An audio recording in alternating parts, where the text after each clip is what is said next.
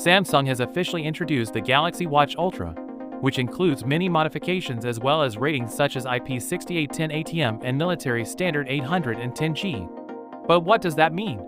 Can you simply swim with it? Can you dive with it?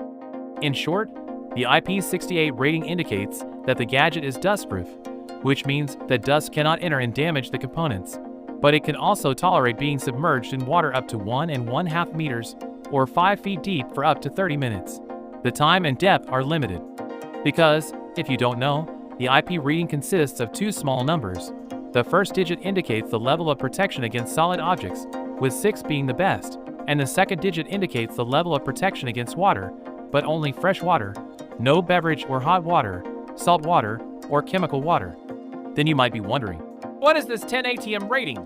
It means the Galaxy Watch Ultra can survive water pressure equivalent to 100 meters, 330 feet, underwater for 10 minutes. So yes, you can go diving with it. The device's working temperature ranges from -4 to 131 degrees Fahrenheit. The military standard 810G rating specifies a series of tests that a device must pass in order to be called robust and durable. These tests include water resistance, shock vibration, and severe temperature resistance. However, this is intended for more than just water resistance.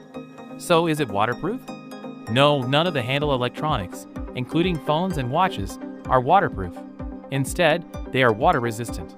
Waterproof equipment are entirely impenetrable to water and may be used eternally without sustaining damage, which is not the case. So regular splashes, rain, and other shower-related activities will have no effect on this watch.